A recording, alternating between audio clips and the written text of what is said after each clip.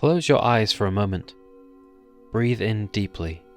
Let the air fill your lungs, then release it slowly. Listen, not just to the sounds around you, but to the quiet beneath them. There, in that silence, lies a doorway to something deeper, something ancient, something eternal. This is where yoga begins, but yoga, as understood by the great sages, is far more than just a practice of postures and breath work. It is a path, a discipline, a way of life that reaches into the depths of human existence. It is a journey inward, towards something greater than the fleeting self we so often mistake for reality. Judge brings to us the essence of this wisdom, an exposition of yoga that does not merely explain but invites. Yoga is not merely to be studied, it is not a subject of idle curiosity or philosophical debate. It is something to be practiced, lived, embodied. Judge makes it clear. The first step in yoga is not physical, but mental.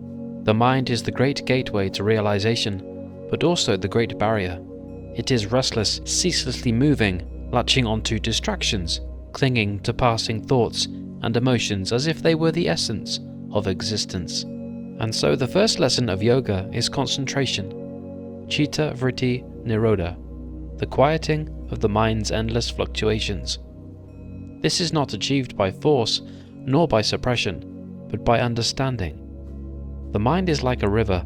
If left unchecked, it carves its own wild course, shaped by impulse and circumstances, but when properly guided, it flows toward the vast ocean of awareness. Judge warns that an untrained mind is bound by illusion, believing itself free while being shackled to passing desires. Every fleeting worry, every craving, every burst of emotion, these are the chains that keep us from realizing our true nature. Yoga is the process of stepping back, of observing, of knowing. This practice requires patience. The mind will resist, just as an untamed animal resists the leash. But with time, discipline and persistence, it can be trained. Slowly the noise begins to fade. The distractions lose their grip. What remains is clarity. Yoga, as presented in the Aphorisms, is not a passive pursuit. It is a discipline, requiring effort, patience, and a willingness to change. Many approach yoga seeking peace, a way to escape suffering, a brief reprieve from the struggles of life. Following the wisdom of the ancients offers no easy comforts. Instead, he presents the truth.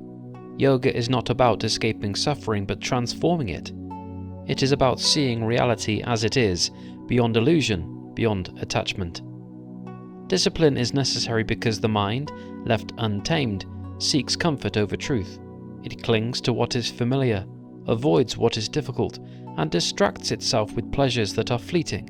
But true mastery, Judge reminds us, comes not from indulging every passing thought, but from transcending them.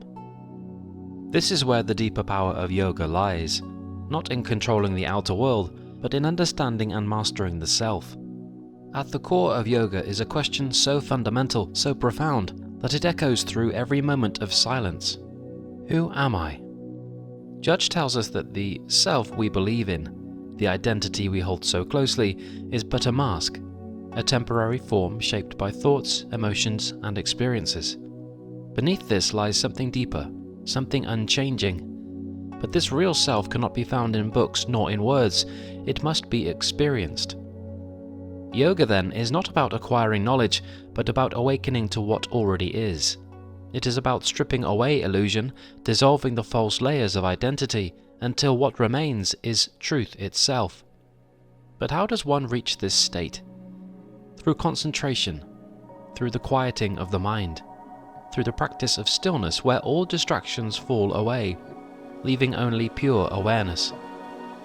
Judge describes the journey as one of refinement, like polishing a mirror clouded by dust. The practice of yoga clears away illusion, allowing the light of real self to shine through. But this is not an instant transformation. It is a process, a path walked step by step. There will be moments of doubt. The mind will whisper that progress is slow, that clarity is out of reach, but the true seeker knows that persistence is key. Each time one returns to the stillness, the mind grows steadier, the veil of illusion thins. Throughout history, those who have walked this path have sought guidance from those who have gone before. Judge acknowledges the importance of the teacher, the guru, the guide, who helps illuminate the way. But here, he offers a caution. A true teacher does not impose, does not command blind obedience. Instead, they point the way, offering the seeker the tools to find their own truth.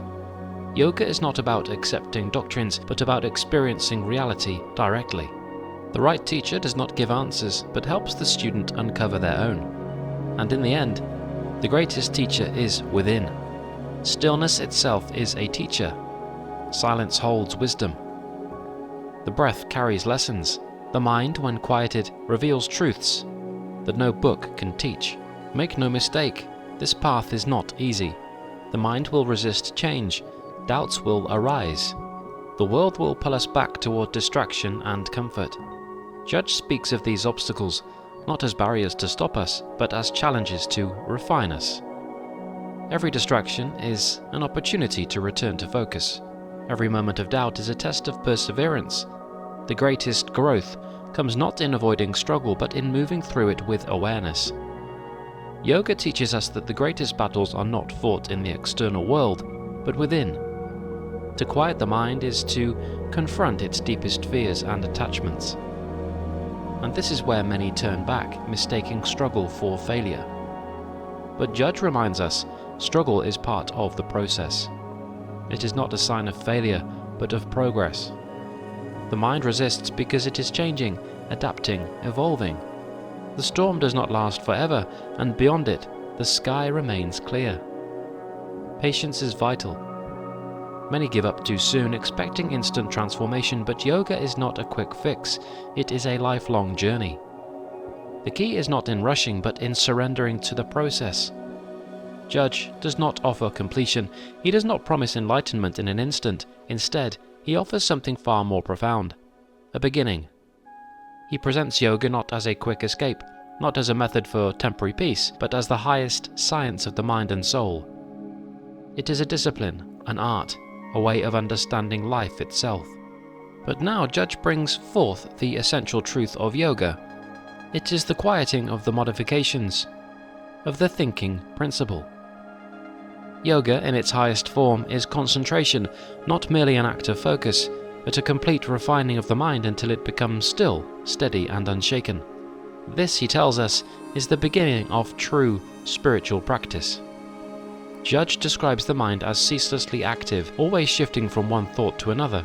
It moves between the past and the future, between desire and aversion, rarely resting in the present moment, and yet it is within this restless movement that illusion arises. The mind identifies with its own fluctuations, believing itself to be the sum of its thoughts, emotions, and experiences. One moment it is joyful, the next it is anxious. It clings to ideas of success and failure, of identity and limitation, building a fragile sense of self upon the ever-changing currents of thought, but this is not the true self. Yoga, Judge tells us, is the path to stilling these fluctuations, to turning inward, away from the distractions of the senses, and towards something far greater. The process is not one of suppression, nor of blind rejection, but of understanding. To see the movements of the mind clearly, without attachment, is the first step toward mastery. Yoga, as described by Patanjali, is not a passive state of emptiness, but an active discipline. It is the deliberate hindering of mental modifications, the act of stepping back from the stream of thoughts and observing them without being swept away. Judge makes it clear. This is not about forcing the mind into silence.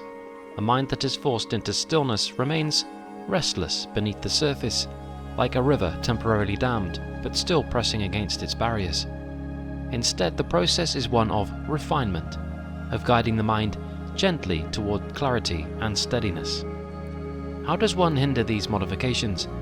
Through concentration, single-pointed attention that draws the mind away from distractions and toward its true nature. Judge explains that concentration is not merely thinking about one thing for an extended period. It is a deep, sustained awareness, an unbroken focus that clears away all that is unnecessary.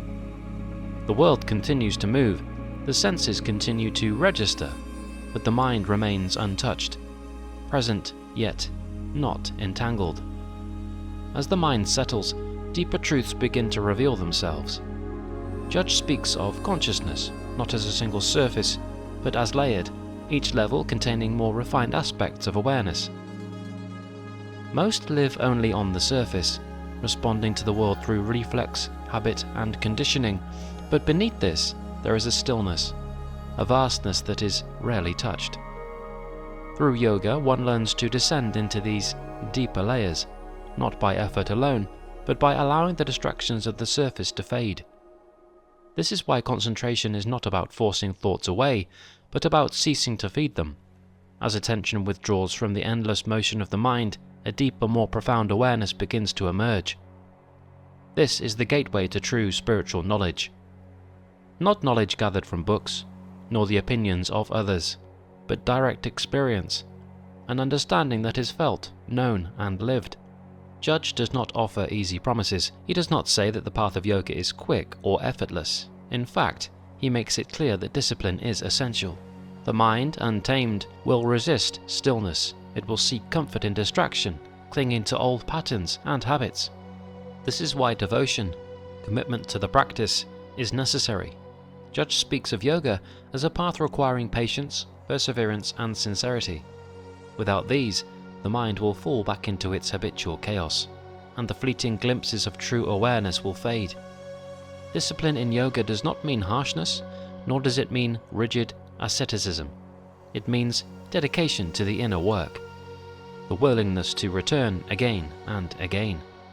To the stillness beneath thought, every moment of practice strengthens the mind, refining its ability to remain steady. Judge warns of the dangers of half-hearted effort. A mind that is only occasionally concentrated will remain restless. True yoga is not a temporary state reached during meditation alone. It is a transformation of the entire way one interacts with life itself.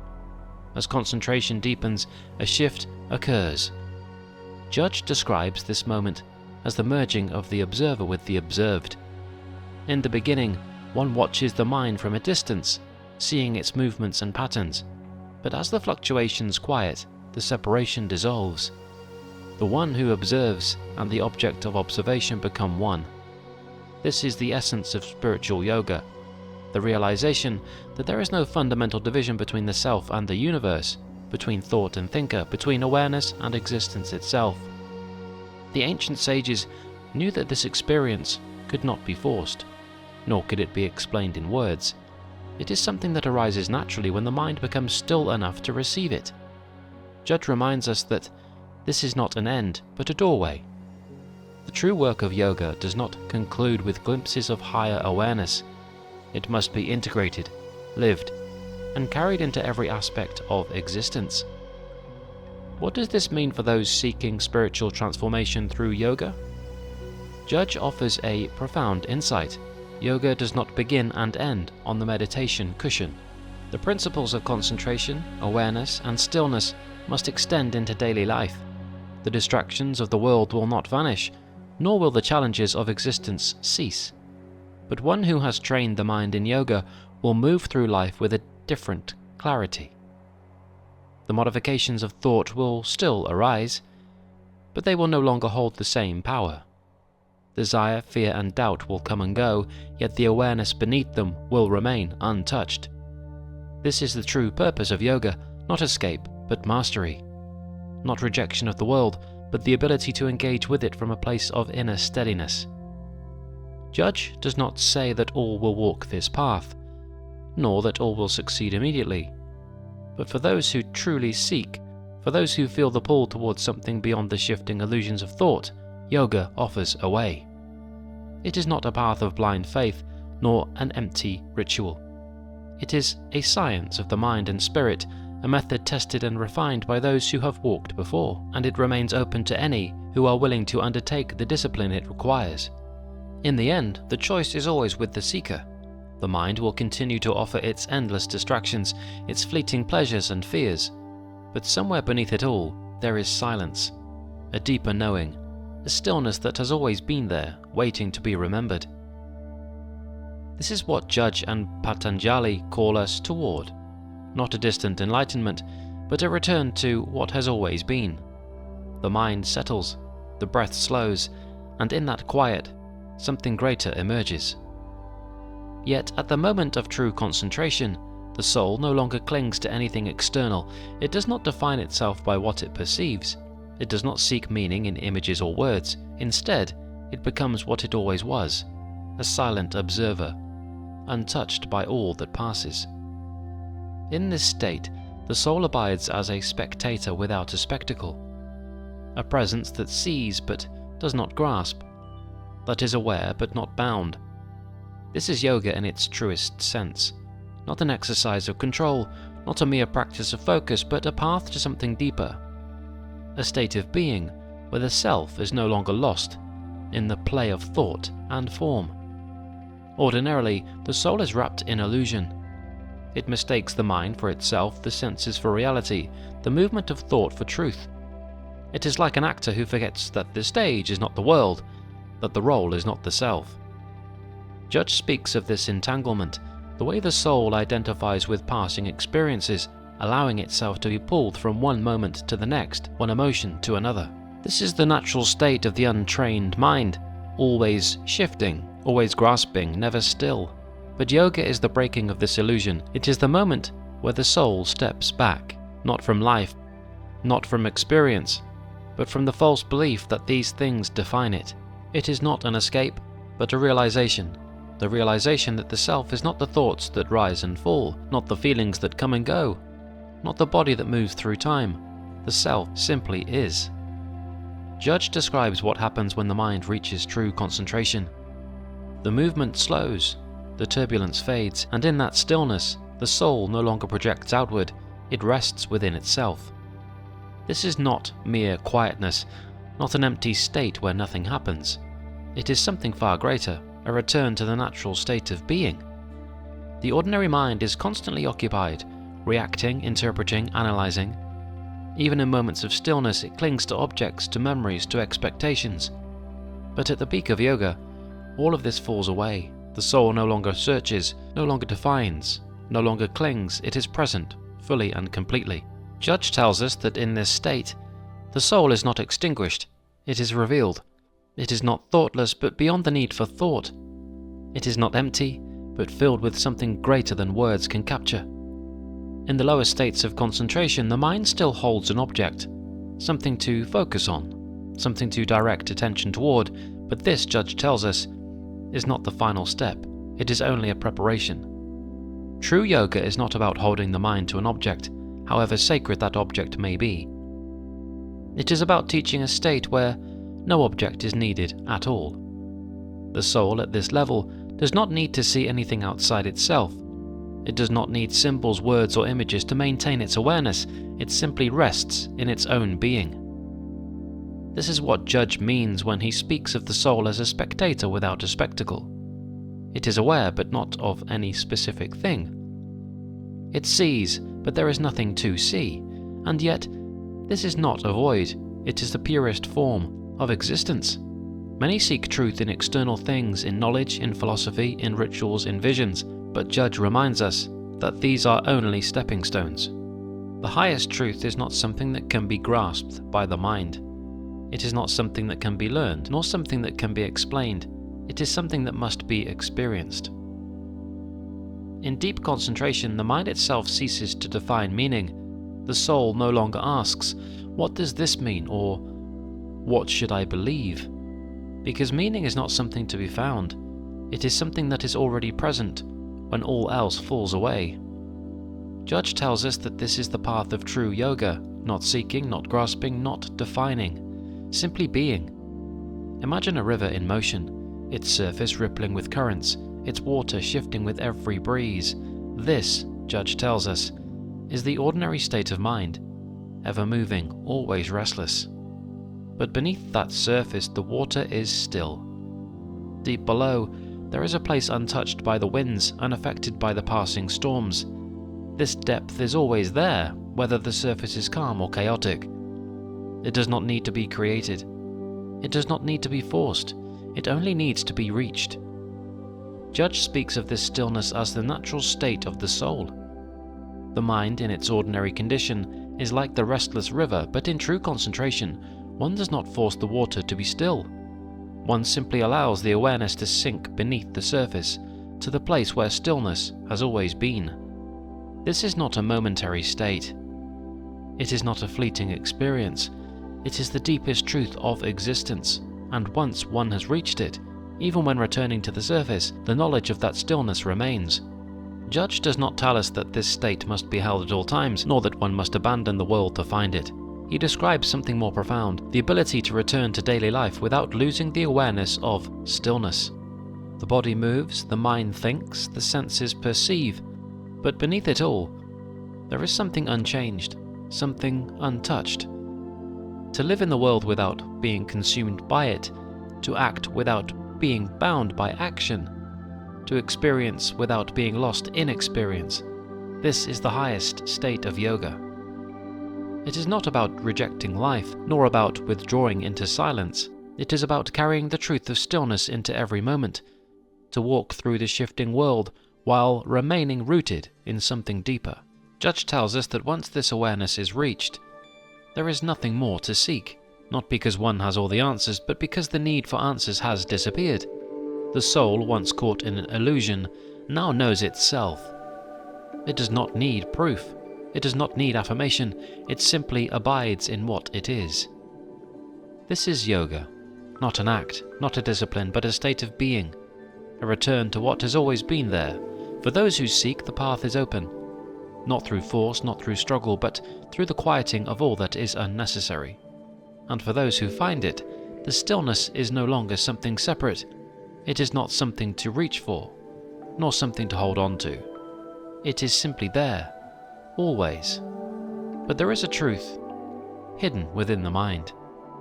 But it does not reveal itself to those who are restless. The moment attention drifts, when concentration wavers, the mind resumes its endless movement, and with it, the soul forgets itself once more. Judge tells us that at all times other than deep concentration, the soul takes on the form of the mind's modifications. It does not remain separate. It follows. It shifts. It becomes entangled in thought, emotion, and sensation, losing its stillness to the ceaseless motion of mental activity. This, he reveals, is the fundamental condition of most people. They are not masters of their own awareness. They are carried by it. They do not hold their own shape. They assume whatever shape the mind gives them. And yet, within this truth lies a greater realization, one that yoga exists to uncover. Judge describes the mind as something that does not rest. When not trained by concentration, it fluctuates. Thoughts rise and fall. Emotions come and go. Sensations from the world stir constant reactions. And in this shifting, the soul is drawn into form after form. When anger takes hold, the soul appears as anger. When longing appears, the soul seems filled with desire. When worry dominates, the soul mirrors its anxiety. Most people do not question this. They believe that when they are restless, they are restless. When they are sorrowful, they are sorrowful. When they are in doubt, they are doubt itself. But Judge reveals that this is an illusion. The soul is not these things. It only seems to be, because it has allowed itself to be shaped by the mind's movement. To grasp this teaching fully, one must first recognize what is truly happening. Judge explains that in most moments of life, people are not experiencing their soul directly. Instead, they are experiencing only the modifications of the mind. The mind moves, and the individual moves with it. A memory stirs, and they are lost in the past. A fear arises, and they are consumed by it. The present moment is shaped by whatever thought is strongest, and the soul, unable to resist, follows its lead. It does not stand apart. It does not remain unchanged. It takes on the mind's shape as naturally as water takes the form of whatever vessel holds it. This is why so many struggle to find clarity. They believe they are seeking the truth of themselves, when in reality, they are only seeing the surface of the mind in constant motion. Judge emphasizes that the only time the soul does not take on the form of the mind is in deep concentration. In that state, something different happens. The mind, which usually shifts without direction, is stilled. Its surface, normally rippling with thought, becomes smooth. And in that stillness, the soul is no longer forced into movement. It no longer takes on the form of whatever happens to pass through the mind. Instead, it remains as it truly is. This, Judge tells us, is the reason yoga demands concentration. Not because it is an artificial practice, not because it forces the mind into something unnatural, but because it is the only way to remove the illusions created by the mind's endless shifting. But here, Judge introduces a deeper difficulty, one that every seeker will face. Even when one experiences deep concentration, even when the mind is quiet and the soul stands apart from its modifications, this state does not last. The moment concentration fades, the mind resumes its activity, and when that happens, the soul once again follows its movement, taking on whatever forms arise. This is why yoga is not a single effort. It is not something achieved once and kept forever. It must be maintained, it must be practiced. It must be returned to again and again, because without that return, the mind will reclaim control, and the soul will once again be lost in its motion. Judge describes this as one of the greatest struggles in spiritual practice. The individual experiences moments of clarity, times when they are fully aware, when the mind is still, when they see beyond its shifting nature, and yet, inevitably, they forget. They leave their practice, they become distracted. The concerns of life pull their attention away, and slowly, without realizing it, they slip back into identification with the mind. What was once seen as illusion becomes real again. What was once understood as temporary becomes permanent. The soul, which once knew its own nature, begins once more to believe itself to be nothing more than the thoughts passing through its awareness. And so the cycle continues. Judge does not offer an easy solution to this challenge because there is none. There is no moment where the mind permanently stops shifting. There is no instant where awareness is gained and never lost. Instead, he speaks of practice, of continuous return. He tells us that the individual must train themselves to see when the mind has taken control, to notice when they have begun to assume its forms, to catch the moments when they are no longer aware of the distinction between the soul and the shifting surface of thought, and most importantly, to bring themselves back, again and again, with patience, with effort, with understanding, because the mind will move, the soul will be drawn into it.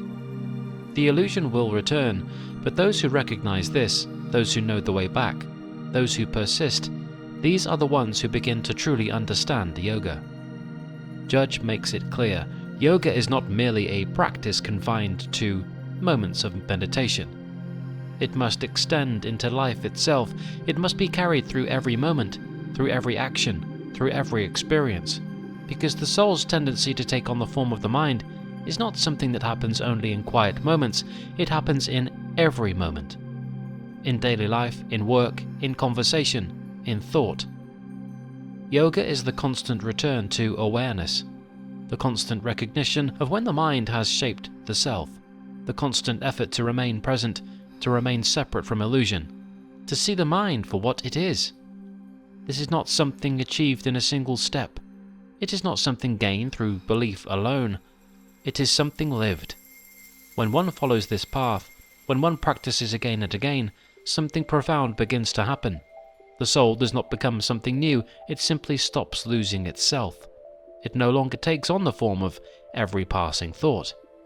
It no longer mirrors the movement of the mind. Instead, it remains as it truly is, unchanging, steady, untouched by illusion. And in that state, there is peace. Because the struggle is not about reaching something outside of oneself, it is not about creating something new, it is about remembering, returning, and in that return, finding what was always there. But now, Judge presents us with a fundamental truth. The modifications of the mind are of 5 kinds, and they are either painful or not painful. This is more than an observation, it is the foundation of spiritual yoga. If one wishes to move beyond mere physical practice and into the deeper realms of inner mastery, then one must first recognize these modifications, learn to distinguish their effects, and ultimately bring them under control. Patanjali defines 5 distinct mental fluctuations: right knowledge, misconception, imagination, sleep, and memory. They are not inherently good or bad. Some bring pain, others do not, but all shape our perception. To understand yoga as a spiritual path, we must see how these modifications influence us, how they trap us in illusions, and how they can be stilled through practice. The first modification is pramana, right knowledge. It is the mind's ability to perceive reality accurately. It arises through direct experience, inference, and reliable testimony. When we see the sun rise, when we deduce a truth from reasoning, or when we learn from a wise teacher, we engage in right knowledge. But Judge warns that even this is a modification. Even truth, when grasped by the mind, becomes a wave upon the surface of consciousness. It may not be painful, but it is still movement, still something that binds us to the constant flux of thought. The yogi's task is to go deeper, beyond even correct perception, to the stillness where truth is known not as a concept, but as a state of being. The second modification is vipariyaya, misconception. This is false knowledge, the mind's tendency to mistake illusion for truth. A rope in dim light may appear to be a snake. A passing glance may be misread as a look of hostility, and within ourselves, we may believe we are limited, weak, or separate from the divine, when none of these things are true. Misconception binds us to suffering because it leads us to react to a world that does not exist. We fear what is not real, we chase after what is not needed. We become lost in a mind-made landscape, mistaking shadows for substance. Judge reminds us that yoga is a process of clearing away these illusions. The goal is not to force the mind to believe otherwise, but to see through its misperceptions, to cultivate awareness so refined that falsehoods dissolve on their own. The third modification is vikalpa, imagination. Unlike misconception, which is a distortion of what exists, imagination is the mind creating what does not exist at all. A name, a story, an expectation. These are all creations of the mind, and yet they shape our reality. Judge does not condemn imagination. It is the root of art, philosophy, and vision. But in spiritual yoga, one must see its role clearly. A name is not the thing itself. A title does not define a person. The stories we tell ourselves about who we are, what we deserve, what is possible, are fabrications of the mind, and we live within them, as if they were real. Yoga is about peeling away these layers of imagination, not to reject creativity, but to reach a truth that exists beyond the mind's inventions. The fourth modification is nidra, sleep, and here, Judge provides an insight that is often overlooked. Sleep is a modification of the mind, not its absence. Even in deep sleep, the mind is present, though it has withdrawn from external objects. It moves in subtle ways, shaping our consciousness, even in rest. This is why spiritual yoga extends beyond wakefulness. It is not enough to control the mind in meditation if in sleep it remains unguarded. The impressions of dreams, the tendencies of thought that arise when we are unconscious, these too shape our experience in life. For the yogi, sleep is not an escape. It is another field of practice, and those who learn to observe the mind, even in rest, begin to see that awareness is not limited to waking hours. There is a deeper state, a deeper clarity that remains even when the senses are stilled. The final modification is srimti, memory. The past is never truly gone. It exists in the mind, shaping each moment. A single experience stored within us can influence how we see the world long after it has passed. Judge speaks of memory not as a simple recollection, but as a force that ties us to what was. Some memories bring suffering, wounds that never seem to heal, regrets that weigh on the soul. Others bring comfort, familiarity, a sense of identity. But all are modifications of the mind, all keep us within the realm of thought rather than presence. To use yoga in a spiritual format, one must recognize memory's power and learn not to be ruled by it. The past has shaped you, but it does not define you. Yoga is about finding that space where you are no longer bound by what has been, where each moment is experienced as it is, untouched by past impressions. Each of these modifications, right knowledge, misconception, imagination, sleep, and memory, shapes the mind. Some bring pain, some do not, but all are movement. All keep the mind in fluctuation, and Judge reminds us that true yoga is about stilling this motion. The purpose of spiritual yoga is not merely to manage thoughts or to replace negative ones with positive ones. It is to reach the state where the mind's fluctuations cease, where thought no longer dictates experience. This is why meditation is not simply relaxation, it is the practice of quieting these modifications, not by force, but by awareness. To watch the mind, to observe its movements without attachment, to let the waves settle of their own accord. This is the path of the yogi. Judge, following Patanjali, does not suggest that one must eradicate all thought. Rather, he points to a state where the mind, though active, no longer disturbs the soul. It is the difference between a stormy sea and a calm lake. When the modifications of the mind are understood and stilled, what remains is clarity, stillness, and the presence of something beyond the mind itself. That is the path, that is the practice. And that is the invitation of yoga, not merely to master the body, not merely to quiet the mind, but to awaken to the presence that has always been there, waiting in the silence beyond thought. But yoga is not just an exercise of the body, it is a mastery of the mind. The great sages of old understood this, and none more so than Patanjali, whose aphorisms serve as a guide to those who seek something deeper. Judge speaks of 5 distinct movements of the mind, 5 patterns of thought that shape our perception of reality. Understanding these movements is not an intellectual exercise. It is a necessity for those who wish to use yoga as a path to something greater. Because within these 5 states, correct cognition, misconception, fancy, sleep, and memory, lies both the root of our bondage and the key to our liberation. Judge reminds us that the mind is not an enemy to be conquered, nor is it a force to be blindly followed. It is simply a mechanism, one that operates according to certain patterns, and if we do not understand these patterns, we become subject to them. To see clearly, one must first recognize the forces at play. Each of these 5 mental states has its own nature, its own influence on the spiritual seeker. Some lead toward truth, others pull us deeper into illusion, but all can be understood, and all can be mastered. The first of these states is correct cognition. When the mind perceives things as they truly are, it can arise in different ways, through direct experience, through logical reasoning, or through the wisdom of those who have already walked this path. But even truth, when grasped by the mind, is still a movement. It is still a ripple upon the surface of consciousness. The goal of yoga is not simply to acquire correct knowledge, but to move beyond dependence on the mind altogether. Judge warns that even the purest knowledge is still a modification, still part of the ever-turning wheel of thought, and if the seeker clings to knowledge, they are still clinging. This does not mean that knowledge is to be rejected, far from it.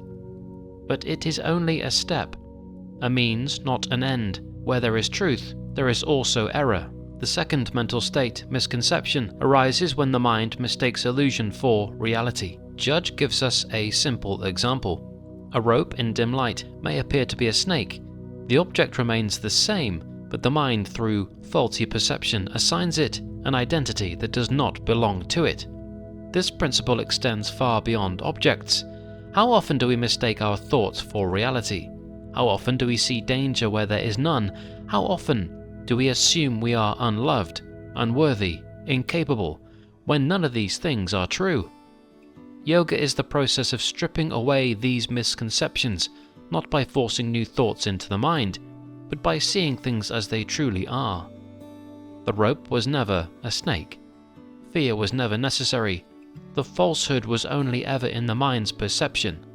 And so, as the yogi progresses, they begin to observe their thoughts with detachment. They begin to question their assumptions. They begin to see that what they took to be real was only a distortion, and in that seeing, illusion dissolves. The third state is fancy. unlike misconception, which is an error in perception. Fancy is the creation of something that does not exist at all. Names, labels, ideas, these are all constructs of the mind. A word is not the thing itself, a concept is not reality, and yet human beings live within these constructs as though they were real. Judge points to this with precision. He reminds us that much of what we hold to be true is simply a habit of thought. We define ourselves by stories of who we are, what we have done, what we will become. But these stories are not us. They are only creations of the mind, and like all creations, they are temporary. Spiritual yoga is the practice of stepping beyond these fancies. It is not about rejecting imagination, but about seeing it for what it is. To realize that thoughts do not define reality is to take a step toward freedom, because once one sees the mind's fabrications for what they are, they no longer hold power. The seeker begins to ask, if I am not my stories, not my labels, not my thoughts, then who am I? And it is in that questioning that the deeper truth begins to emerge. The fourth mental state is sleep. But Judge makes a striking observation. Sleep is not the absence of thought, it is simply a different kind of modification. Even in the deepest slumber, the mind continues its work. It withdraws from external objects, but it does not cease to move. Dreams arise, impressions form, and when we wake, we find that the mind has not been idle. It has merely been shifting its focus. For the yogi, sleep is not simply a time of rest, but a field of practice. The one who truly seeks mastery does not abandon awareness even in sleep. Judge does not suggest that sleep should be avoided. Instead, he reminds us that awareness can be cultivated, even in the unconscious state. Some sages enter sleep as though passing through a doorway, conscious even in the depths of rest. And though such mastery takes time, even the first steps toward mindful sleep begin to reveal a deeper truth. Awareness is not limited to waking life. The final state is memory. The past does not disappear. It remains, imprinted in the mind, shaping perception long after events have passed. Judge describes memory as the storehouse of impressions. A single experience once recorded can influence countless future moments. This is why two people may see the same event but react in different ways, because memory has shaped their perception. But here too lies an opportunity. Yoga is not about erasing the past, but about freeing oneself from its control. One does not need to forget in order to be free. One only needs to see memory for what it is, an impression, a mental record, but not the present moment. The yogi learns to observe memory without attachment, to allow the past to exist without dictating the present, to recognize that though experience has shaped them, it does not define them, and in that realization, another layer of illusion falls away. Judge, following Patanjali, offers no shortcuts. There is no instant liberation, no easy method for stilling the mind, but there is a path, and it begins with understanding. Each of these 5 states, correct cognition, misconception, fancy, sleep, and memory, is a function of the mind. They are not enemies. They are not to be feared, but they must be seen clearly, understood deeply, and ultimately transcended. The goal of spiritual yoga is not simply to quiet the mind, nor is it to chase after knowledge. It is to reach the space beyond these modifications, a state of stillness so complete that the mind ceases to disturb the self. That stillness is already there, beneath the thoughts, beneath the fluctuations, beneath the endless movement. It has always been there, and to reach it, one does not fight the mind. One simply watches, understands, and in understanding, becomes free. Yet there exists a silence beneath the noise, a clarity beyond illusion. The mind, restless and untamed, moves through endless waves of thought. But what if there were a way to see through the distortions, to perceive reality as it is, untouched by falsehood or fleeting impressions? This is the path of correct cognition, a foundation of spiritual yoga as set forth by Patanjali. Judge tells us that the key to understanding reality lies in three sources: perception, inference, and testimony. These are not merely intellectual tools, but profound methods of attuning the soul toward truth. To engage in yoga as a spiritual practice is not simply to stretch the body or steady the breath.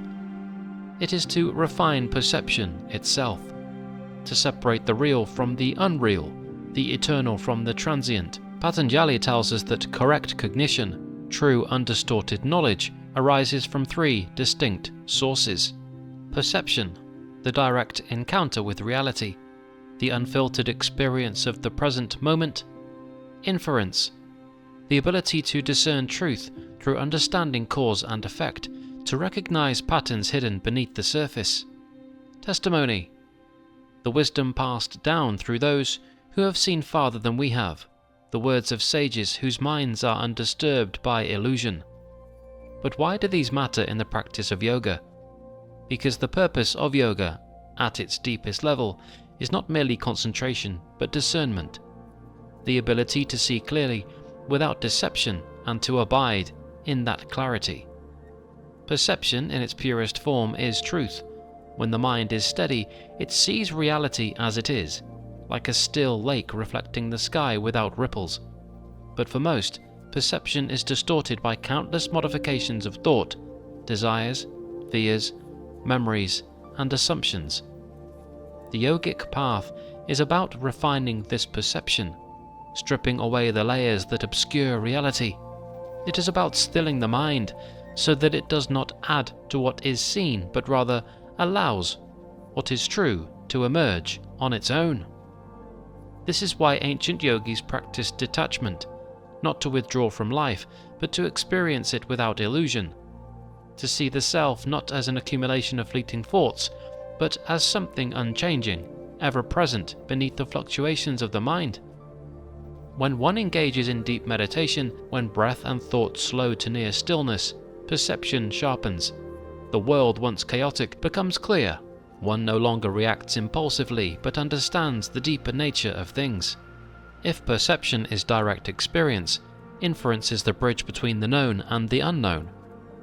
It is the mind's ability to see beyond immediate appearances, to recognize patterns, to grasp the unseen forces shaping reality.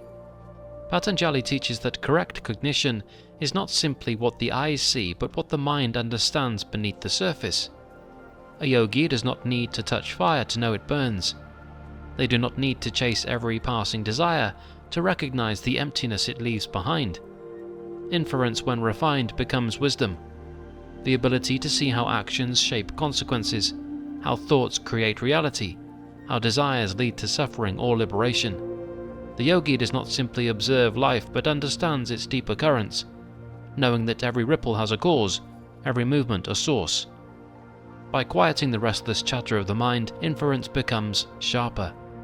The yogi moves through life, not blindly, but with a deeper knowing, a knowing that is not reactive, but responsive, not frantic, but still. The third source of correct cognition is testimony, the words of those who have already walked the path, who have reached the states of consciousness that most only glimpse in fleeting moments. In the West, the modern mind often resists testimony, believing that truth must be found alone. But yoga teaches that wisdom is not always discovered in solitude. It is also received.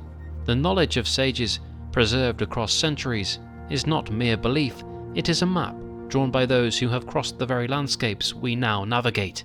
To disregard this is to walk blindly where others have left torches burning. The teachings of the ancients do not ask for blind faith, but for an openness of mind, a willingness to see that the wisdom of experience is just as valid as that of direct perception. The practice of yoga in its truest form is an act of remembering what has been known before, reclaiming the knowledge that has been lost beneath layers of distraction.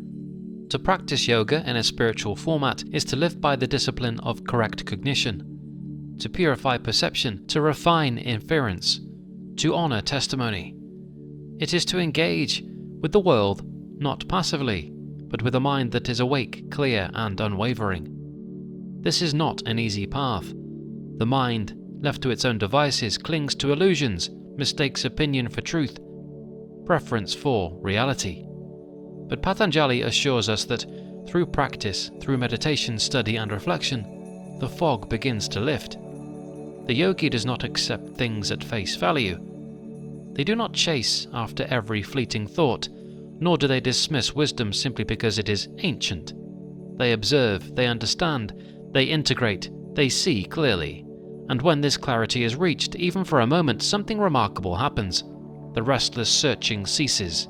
There is no longer a need to grasp, to seek, to define oneself through endless external measures. There is only stillness, awareness, the knowing that has always been present but was buried beneath the noise. This is the goal of yoga, not merely movement, not merely breath control, but a transformation of mind, a purification of thought, a return to truth. Correct cognition is not merely an idea, it is an experience. It is what happens when the mind is no longer clouded by delusion, when perception is steady, when knowledge is drawn not from impulse, but from wisdom.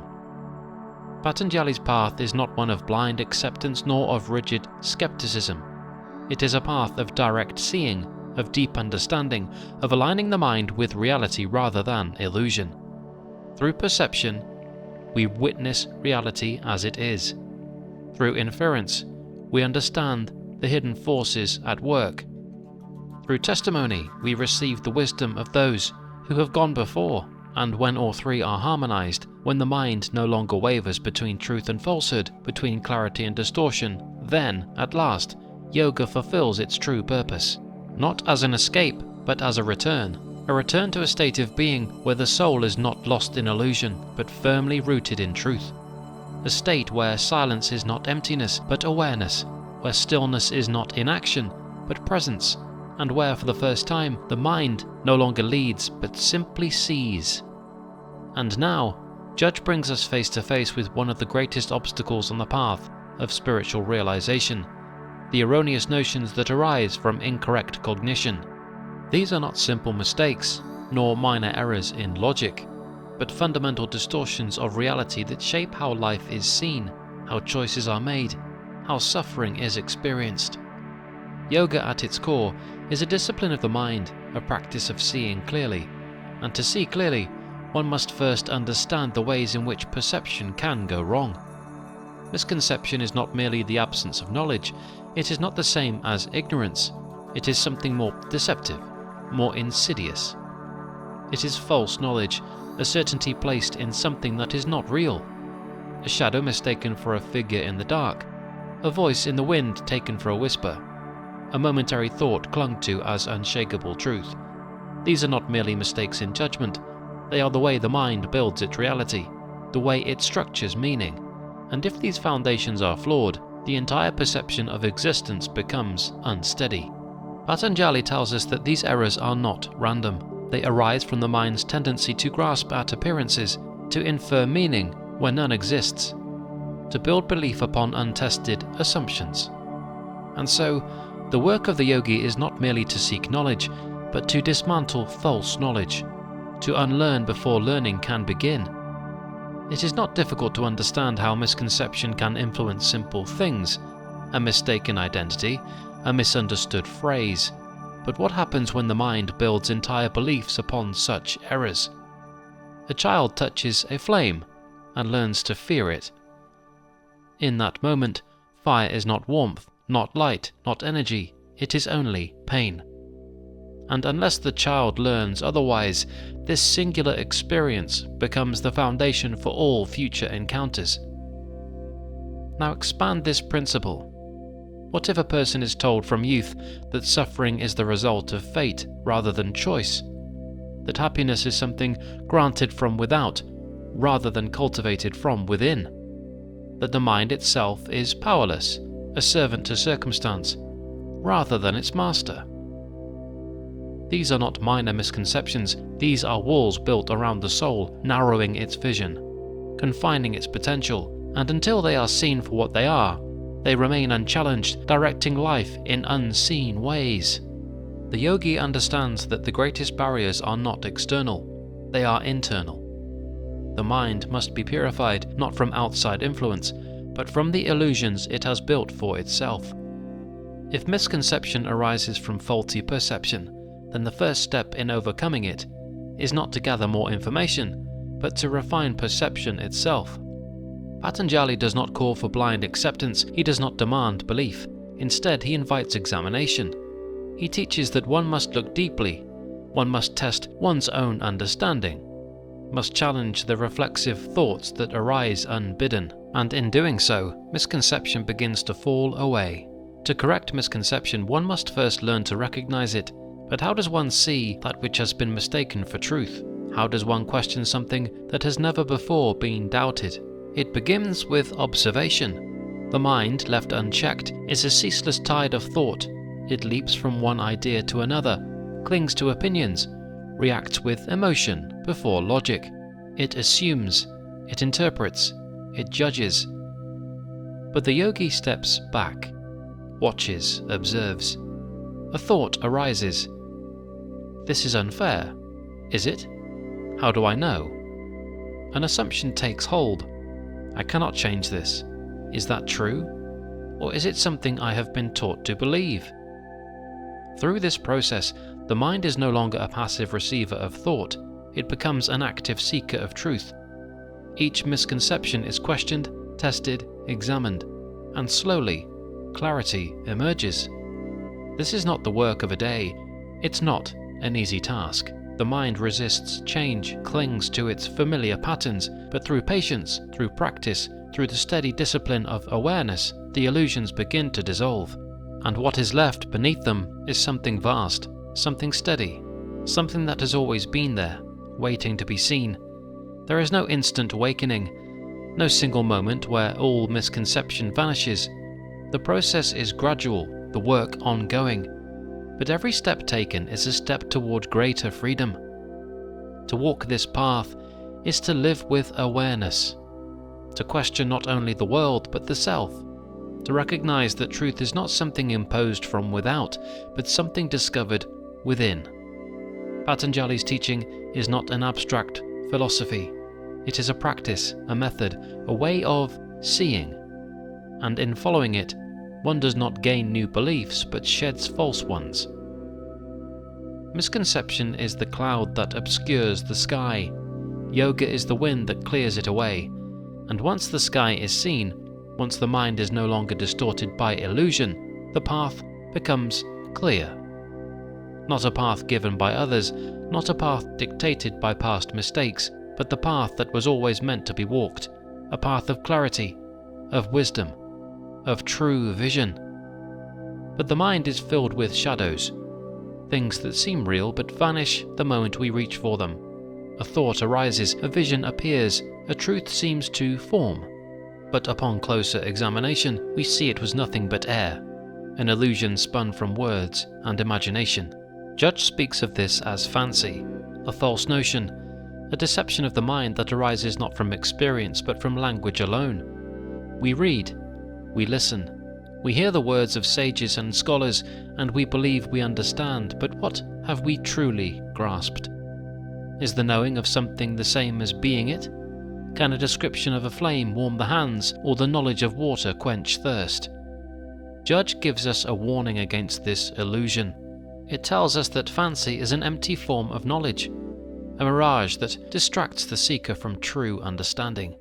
And if one walks the spiritual path of yoga, this is a danger that must be overcome. Language is a powerful thing.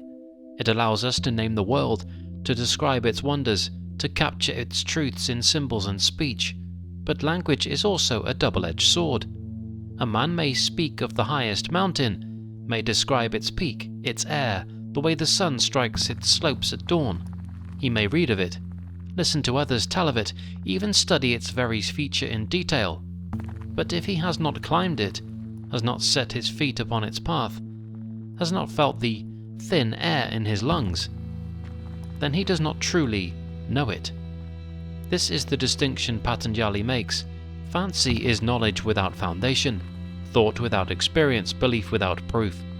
It is the mind playing tricks upon itself, constructing castles out of words, yet never entering them. In the practice of yoga, this becomes a deep obstacle, for yoga is not an intellectual pursuit. It is not a philosophy to be debated, nor a system to be memorized. It is a lived experience, something to be practiced, something to be realized. And so long as one clings to fancy, to second-hand wisdom, one remains distant from truth. In the spiritual path, this deception is especially subtle. The seeker listens to great teachers, reads sacred texts, hears the wisdom of those who have walked before, and in hearing, in reading, in understanding, a sense of attainment arises.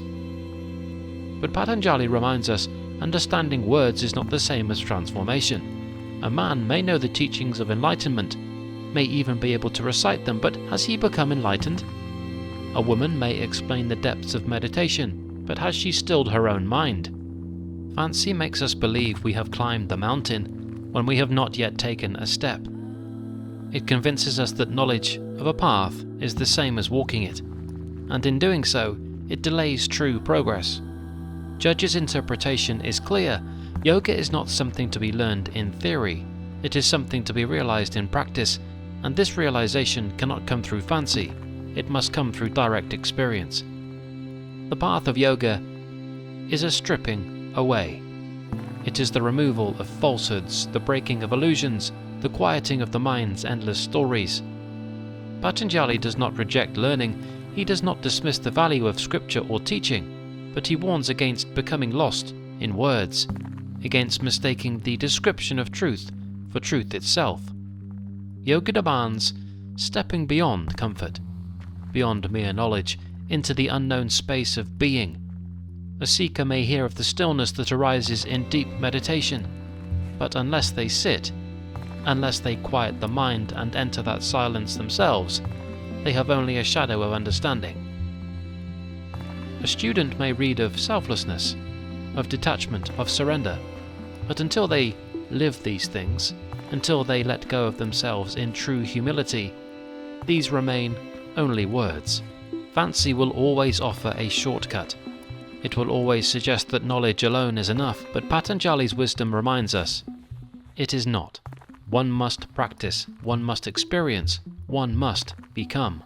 There is a moment in the depths of true practice where thought falls away. A moment where the seeker no longer grasps for knowledge, no longer clings to explanations, but simply is.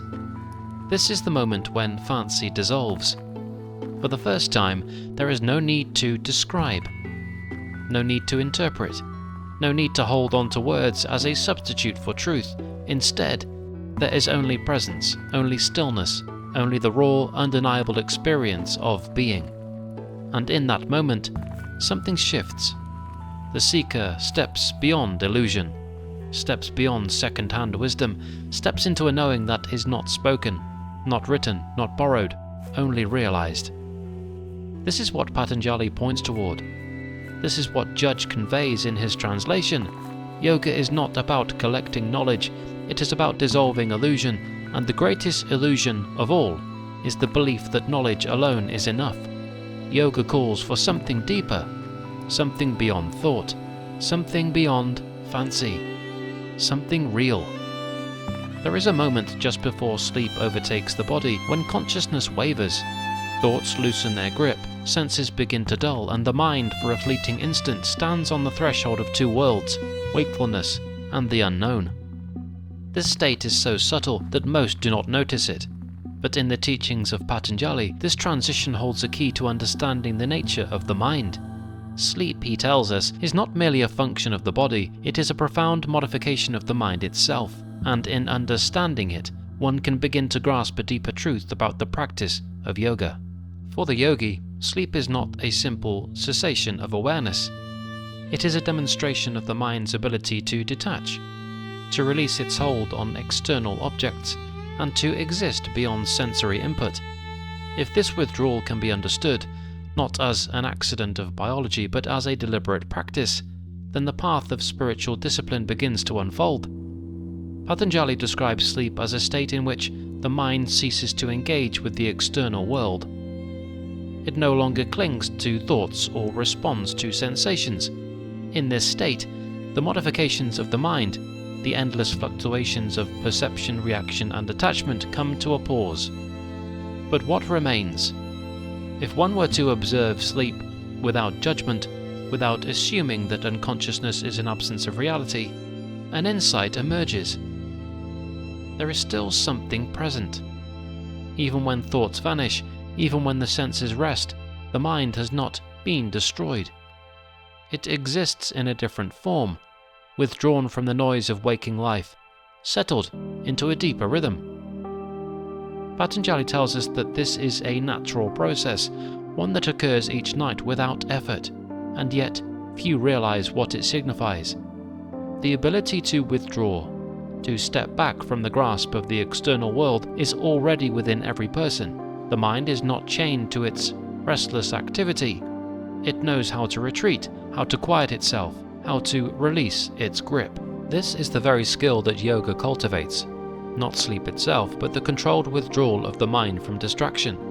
But here, a distinction must be made. The withdrawal of the mind in sleep is passive. It happens without intention, without awareness, without mastery. It is a state one falls into, not a state one guides. Patanjali makes it clear that true yogic discipline is not about unconsciousness. It is about directed stillness. Sleep occurs when the mind retreats by necessity, but meditation occurs when the mind retreats by choice. In this lies the greatest difference. One is a temporary cessation, the other a lasting transformation. This is why simply relying on sleep for mental clarity is not enough. A person may sleep deeply and still wake with an unsettled mind. This is because sleep does not change the fundamental nature of consciousness. It only suspends its movements for a time. When wakefulness returns, so too do the same attachments, the same distractions, the same fluctuations. But yoga offers another path. It teaches that the same withdrawal the mind experiences in sleep can be brought into waking life, not as an escape, but as an act of mastery. The ability to quiet the senses, to step back from the ceaseless fluctuations of thought, to enter stillness while fully aware, this is the goal. This is the true retreat, not into unconsciousness, but into conscious presence. To understand this, one must look beyond the common notion of meditation. It is not about simply closing the eyes and hoping for peace to arise. It is not about waiting for silence to come. Instead, it is an active process. The first step is recognition, the realization that the mind does not always have to be in motion.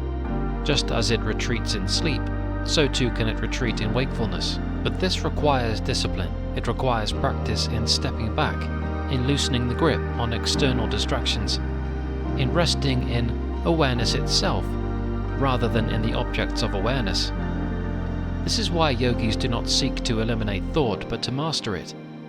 They observe the mind as it moves, as it attaches, as it reacts, and then, with steady discipline, they guide it inward, away from the constant pull of the senses, away from the need to chase, to grasp, to define reality through external means. Judge's interpretation of Patanjali reminds us that this practice is not a rejection of the world. It is not a turning away from life. Instead, it is a deep engagement with the self, an exploration of what exists beyond the restless activity of thought. And here lies the real transformation. If one does not understand the nature of the mind, one remains trapped in its cycles. Wakefulness becomes a state of constant grasping, and sleep becomes a temporary escape. The mind moves between these two states without true awareness, never realizing that there is something beyond them. But yoga opens another possibility. It offers a state beyond both wakefulness and sleep, a state in which the mind is at rest, yet fully aware. A state in which it does not depend on external stimuli, yet remains conscious. A state in which the constant modifications of perception no longer dictate reality because the mind has found something deeper to rest upon. This is the essence of what Patanjali describes, a stillness not born of exhaustion, but of mastery, a silence not forced, but naturally arising when the mind is no longer bound to its fluctuations.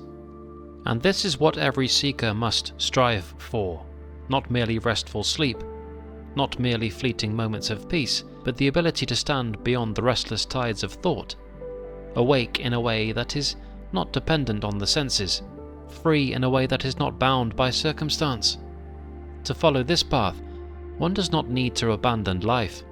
One does not need to escape into solitude. The practice is not about retreating from the world, but about no longer being controlled by its distractions.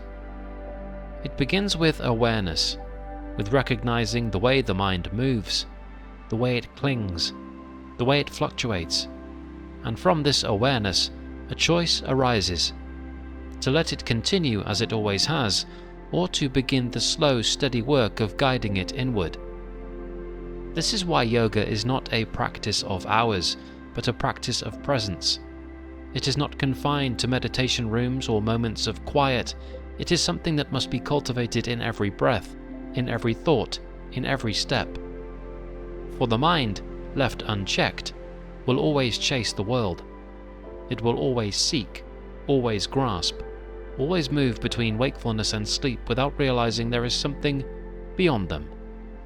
But for the one who understands, for the one who sees the nature of the mind's withdrawal, for the one who learns to step beyond both the distractions of waking life and the unconscious retreat of sleep, there lies a greater stillness, a stillness that is not fleeting, a stillness that does not depend on external peace, a stillness that once found never leaves.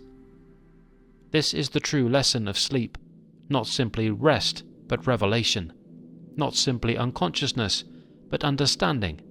And when that understanding deepens, the seeker does not wait for nightfall to experience peace. They carry it within them, always. On the other hand, memory is a strange thing. It preserves the past, yet it does not remain untouched by the present. It holds on to impressions, yet it reshapes them over time. It is the storehouse of knowledge, yet it can just as easily be the source of delusion. For the seeker on the path of yoga, memory is not a mere function of the mind. It is a force, one that can either bind or liberate, one that can either weigh the soul down with attachment or lift it toward truth. Judge defines memory as the not letting go of an object that one has been aware of. A simple phrase, but one with profound implications. For what we hold on to shapes not only our thoughts, but our very perception of reality. And in the practice of yoga, what is remembered and what is forgotten determines the path ahead. At first glance, memory seems to be an automatic process. The mind gathers impressions, and these impressions remain, ready to resurface when recalled. But in truth, memory is not passive. It does not merely store information, it shapes the way one sees the world. A child touches fire once and remembers the pain. A traveller learns the road by walking it, each step reinforcing what the mind retains. A seeker sits in meditation, experiencing moments of stillness, and if those moments are remembered with clarity, they become easier to return to. Patanjali teaches that memory is not simply the act of recalling events. It is the force that allows experience to leave an imprint. It is what ensures that lessons are not lost, that understanding is deepened, that progress is sustained. But what happens when memory is uncontrolled? It does not simply store truth, it holds on to illusion. A moment of fear, left unchecked, becomes a lingering hesitation. A past failure, recalled too often, becomes a belief that success is impossible. A past identity reinforced through repeated thought becomes an obstacle to transformation. This is why in yoga memory must be refined, for if it is left to gather impressions at random, it does not serve the seeker. It becomes a chain, tying the mind to the past. A river does not retain every drop that flows through it. Some water moves forward, while some lingers in still pools. The same is true of the mind. Every day countless impressions enter consciousness, yet not all remain. Some fade quickly, while others settle deeply, and the ones that settle determine the direction of thought, This is why the practice of yoga is not simply about learning, it is about remembering what is worth holding on to. A fleeting distraction, once recognized as empty, does not need to be recalled. A moment of clarity, once realized as truth, must be preserved, and with discipline, the mind learns to distinguish between the two. The yogi does not seek to erase memory nor to suppress the past. Instead, the mind is trained to remember what aligns with higher understanding, to hold on to awareness, rather than illusion. Through practice, moments of stillness in meditation become more than isolated experiences. They become imprints on the mind, growing stronger each time they are recalled. Through discipline, the remembrance of truth outweighs the memory of falsehood. Through refinement, the mind no longer clings to every passing thought, it retains only that which serves the path forward. And in this way, memory becomes a guide, rather than a burden. Patanjali's teaching suggests that memory is not only a means of holding on to knowledge, it is a gateway to realization. For when the right things are remembered, they begin to transform the mind itself. A person who has once seen the ocean never mistakes a pond for the sea. A seeker who has once touched true awareness does not confuse illusion for reality. And the more often truth is recalled, the stronger its presence becomes. This is why memory is essential in the spiritual path. Each step taken toward understanding must be remembered, or else the journey begins anew each time. Each moment of stillness must be preserved, or else the mind returns to restlessness. It is not enough to experience awareness once, it must be remembered, again and again, until it becomes the natural state. This is the discipline of yoga, not merely seeking truth, but holding on to it. Not merely glimpsing wisdom, but ensuring it is never lost.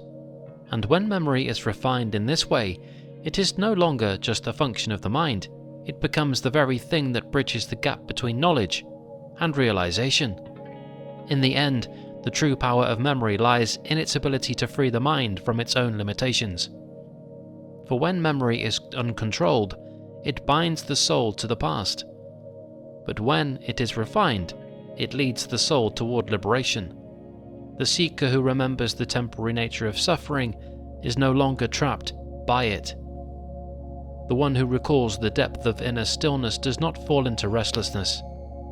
The one who holds on to truth rather than illusion walks the path with clarity. This is why in yoga, memory is not merely a record of experience, it is the foundation of awakening. For to remember what is real is to never be lost, and to forget is to wander in darkness. So the question is always present: what will the mind hold on to? What will be remembered, and what will be released? For in that choice lies the difference between illusion and truth, between bondage and freedom, between forgetfulness and enlightenment. Yet there is a threshold in the path of yoga, a point where practice is no longer a pursuit, but a way of being, a point where the turbulence of the mind has been observed, understood, and stilled, not by force, but by mastery. In the teachings of Patanjali, as conveyed by Judge, this mastery is not granted by external forces, nor is it a reward for mere knowledge. It is cultivated through two fundamental means: exercise and dispassion. One sharpens awareness, the other frees it. Together they form the final step in yoga's spiritual path, the point where the mind, having struggled and resisted, begins to surrender, the moment when effort transforms into ease and understanding becomes truth. It is here, in this final stage, that the seeker must learn not only to refine the mind, but to release it. All throughout life, the mind is engaged in movement. Thoughts arise without invitation. Desires appear without warning. The senses pull attention outward, binding awareness to objects, experiences, and memories. This movement is natural. It is what gives rise to action, to decision, to identity. But when uncontrolled, it also creates suffering, restlessness, attachment, illusion. The goal of yoga, as Patanjali describes, is not to suppress the mind but to hinder its modifications, to slow the endless fluctuations, to free awareness from the constant pull of thought. But how is this done? Exercise. A disciplined engagement with the mind itself, a repeated return to stillness, no matter how many times the mind wanders. A refinement of perception so that distractions lose their power, and dispassion, a letting go of that which clings, a quiet recognition that attachment to thought, to self, to the external world is not necessary. The true peace is found not in grasping, but in release. This is the heart of the teaching, not a command to control the mind, nor a demand to abandon it, but a balance between engagement and detachment, a middle path between effort and surrender, a way of being that is both steady and free. What does it mean to exercise the mind? It does not mean mere physical practice. It is not the repetition of rituals nor the rigid following of technique. Exercise in this sense is the practice of stillness itself. It is the moment when one sits in meditation and watches the mind, rather than following its every movement. It is the decision to return to presence again and again, no matter how many times awareness shifts. It is the refinement of perception, not through strain, but through patience. Through exercise, the mind becomes trained, not controlled by force, but guided by discipline, not forced into silence, but invited into clarity. It is through this repetition, this continuous return to awareness, that the mind begins to change. The fluctuations grow weaker, the distractions lose power. The thoughts that once dominated awareness begin to quiet, and in that stillness, something deeper emerges, a presence beyond thought, a peace beyond understanding, a knowing that was always there, waiting to be seen.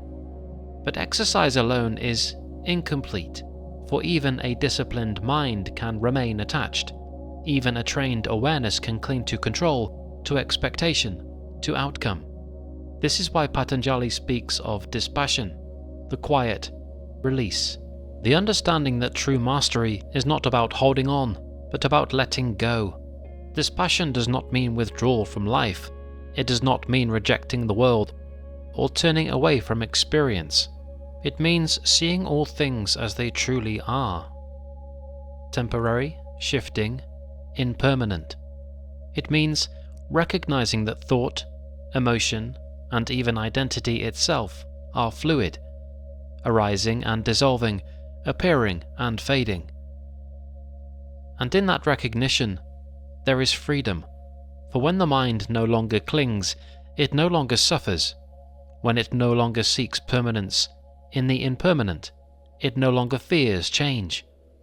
When it no longer grasps at control, it finds that peace was never something to be attained, it was always present, beneath the noise. Dispassion is not a denial of life, it is the fullest embrace of it, without fear, without resistance, without attachment.